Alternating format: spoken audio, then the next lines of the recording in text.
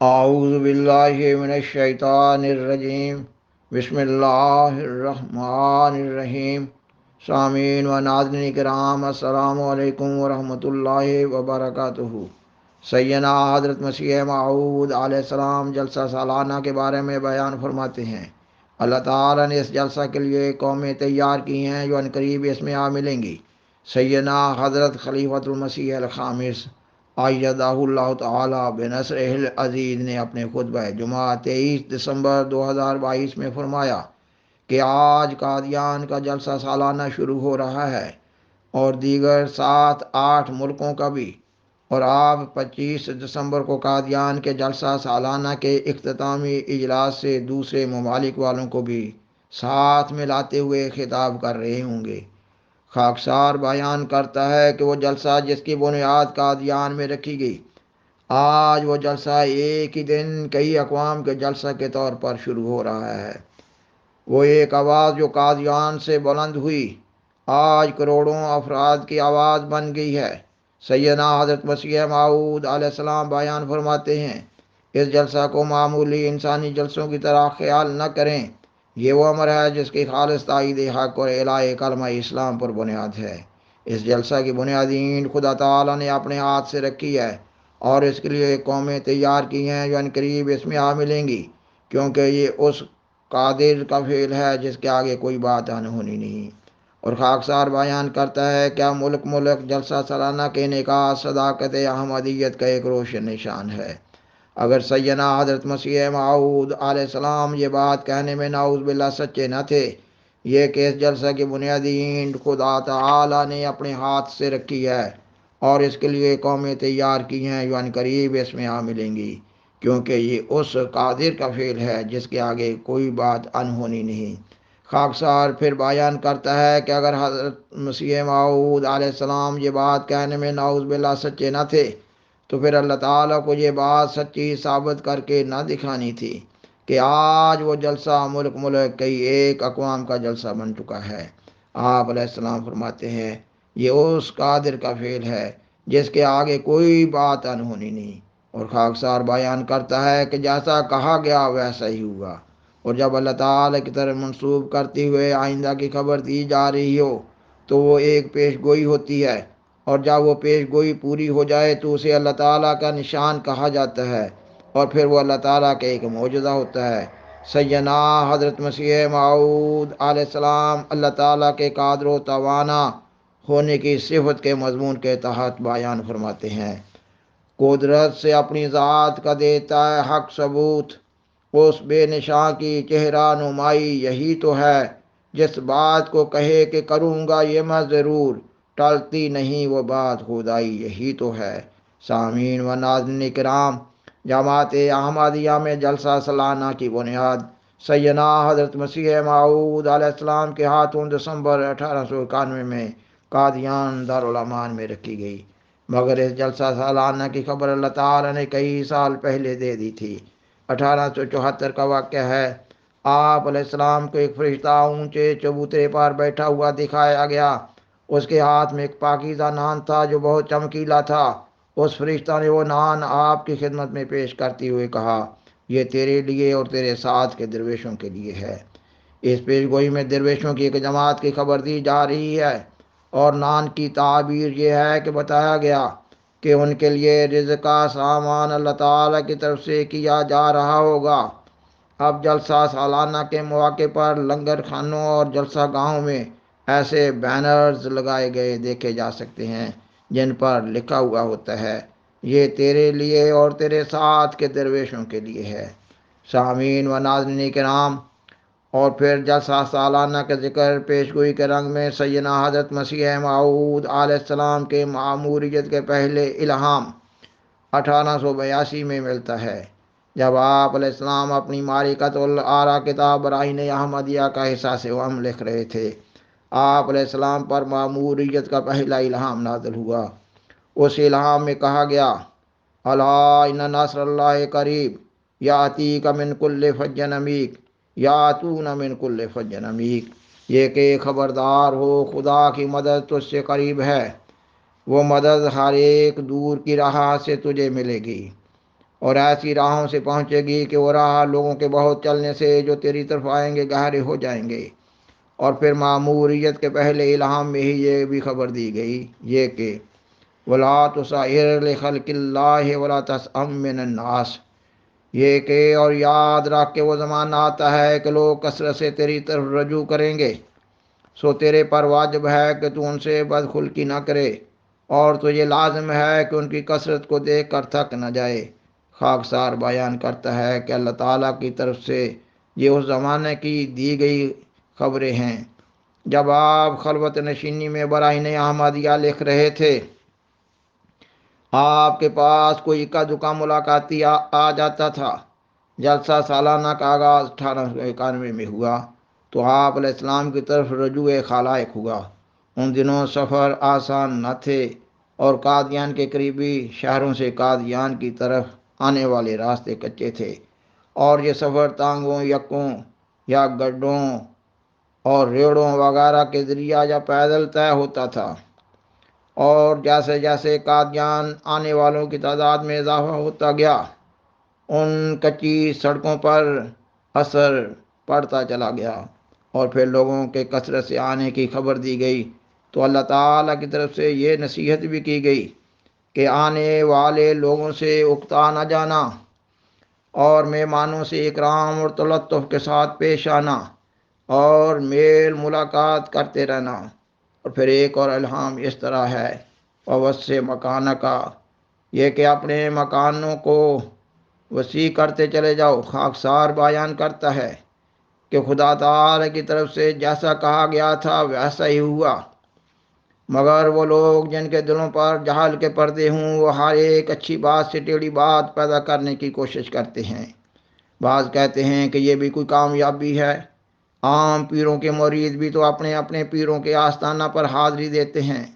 بات تو سمجھنے کی ہے کہ وہ بات جو اللہ تعالیٰ کہے اور اللہ تعالیٰ کا بندہ وہ بات وقت سے پہلے لوگوں کو بتائے اور سنائے اور سمجھائے اور ویسا ہی ہو جائے، تو پھر وہ ایک پیشگوئی ہوتی ہے، پھر وہ ایک نشان ہوتا ہے، پھر وہ ایک معجزہ ہوتا ہے۔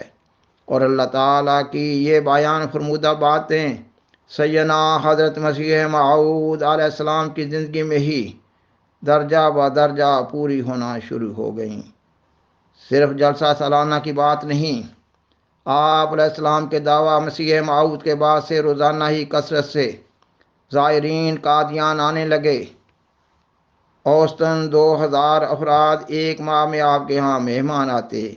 اس قدر مہمانوں کا آنا اللہ تعالیٰ کی تائید و نصرت کا نشان تھا، اور آپ علیہ السلام اللہ تعالیٰ قادر و توانا کے فضل و احسان کا تذکرہ کرتے ہوئے نظر آتے ہیں۔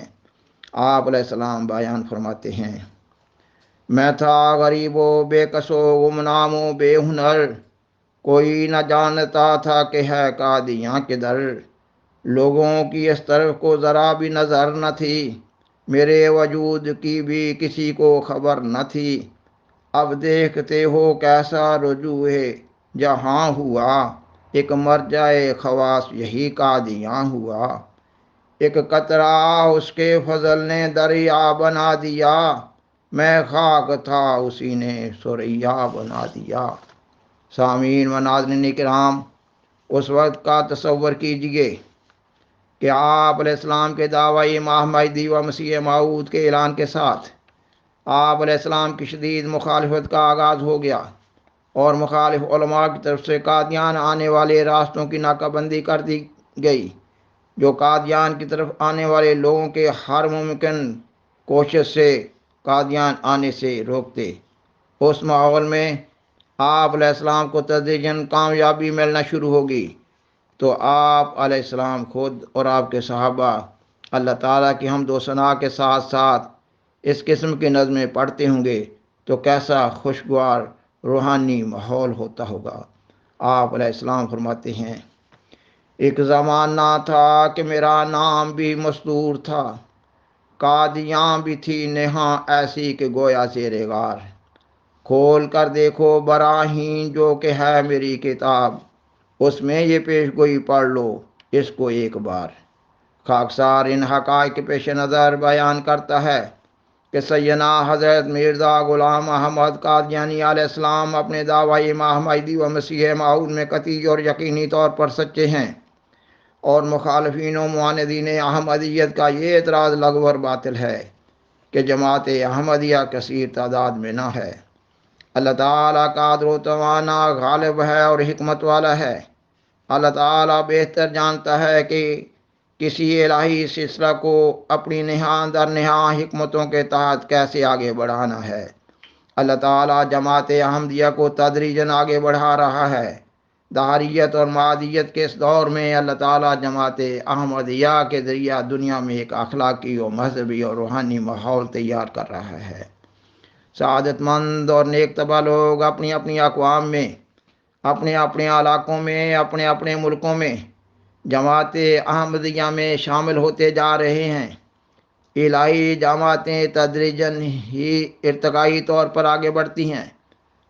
ہمارے پیارے آقا سیدنا حضرت محمد رسول اللہ خاتم الانبیاء صلی اللہ علیہ وسلم ہی دنیا میں ایسے عظیم الشان نبی اور رسول گزرے ہیں جنہیں اللہ تعالیٰ نے بڑی سرعت کے ساتھ انتہائی مصائب و شدائد کے حالات سے گزارتے ہوئے ایسی کامیابی سے ہمکنار کیا کہ سارا عرب مسلمان ہو گیا، کیونکہ آپ صلی اللہ علیہ وسلم ایک ایسی دائمی شریعت کے حامل نبی تھے جس کو آپ صلی اللہ علیہ وسلم نے خود اپنی زندگی میں نافذ العمل کر کے دکھانا تھا۔ ان حقائق کے ساتھ ساتھ خاکسار بیان کرتا ہے کہ کسی کا احمدیت کو قبول کرنا ایک انفرادی اور ذاتی فعل ہوتا ہے۔ جو شخص بھی اللہ تعالیٰ کے حضور سچے راستہ کی دعائیں کر رہا ہوتا ہے، اللہ تعالیٰ اس کو ہدایت دے دیتا ہے۔ صداقت احمدیت کا یہ ایک روشن نشان ہے کہ احمدیت تدریجاً اپنی منزل کی طرف رواں دواں ہے۔ مخالفین و معاندین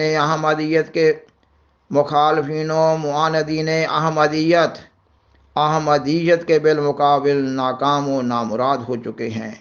1984 میں حکومت پاکستان کی طرف سے جماعت احمدیہ کے خلاف ایسے سنگین و مخدوش حالات پیدا کر دیے گئے کہ جماعت احمدیہ کے امام سیدنا حضرت خلیفۃ المسیح رابع رحم اللہ تعالیٰ کو پاکستان سے ہجرت کرنی پڑی، اور پھر 1984 میں ہی جلسہ سالانہ ربوہ پر بھی پابندی عائد کر دی گئی۔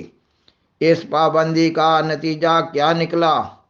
یہ کہ ملک جلسہ ہائے جماعت ہائے احمدیہ ہونے لگے۔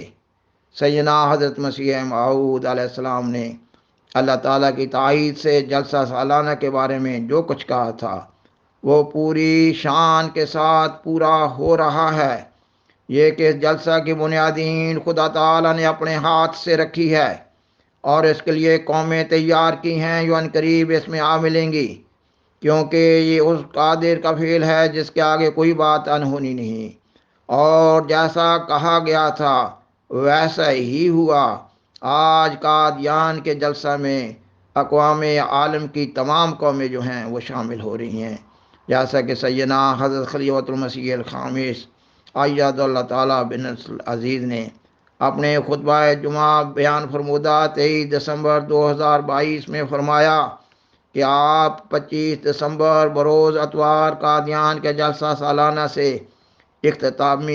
اختتامی خطاب فرما رہے ہوں گے، اور اس خطاب میں کئی دوسرے 7-8 ممالک بھی شامل ہوں گے جن کے عمرائے جماعت نے آپ سے اپنے جلسوں کے اختتامی خطاب کی درخواست کی ہوگی۔ سامعین و ناظرین کرام، سیدنا حضرت مسیح موعود علیہ السلام فرماتے ہیں، سوچ لو اے سوچنے والو کہ اب بھی وقت ہے، راہ ہرما چھوڑ دو، رحمت کے ہو امیدوار۔ بالآخر درخواست ہے کہ اس پروگرام کو دوسروں سے شیئر کریں اور آج راہ کرم اس چینل کو سبسکرائب کریں۔ جزاکم اللہ تعالی احسن الجزا، وآخر دعوانا ان الحمدللہ رب العالمین۔ شکریہ، والسلام علیکم ورحمۃ اللہ وبرکاتہ۔